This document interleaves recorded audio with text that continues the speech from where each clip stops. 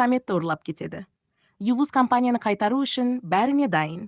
Сол кезде Хазар келіп, Ювуздан баланы босат деп сұрайды. Ал Самет болса, терезеге қарап әпкесін көреді. Көмекке шақырады, айқайлайды. Бірақ ешкім естімейді. Бір сәтте ол бір көлікті байқайды.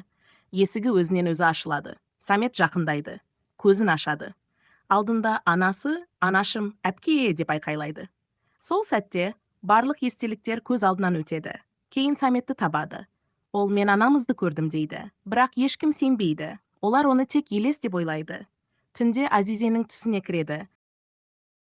Жанына келіп отырады. Біреу Азизеге, анаңды көргің келсе бізбен жүр, дейді. Оны көлікке отырғызады және анасын көрсетеді. Бірақ бәрі оңай емес. Қарақшылар талап қояды. Девранның компаниясы қару-жарақты бізге берсін. Азизе Девранға барып, анамыз тірі, компанияны берші, дейді. Не болады енді? Жалғасын көру үшін Люпил бас.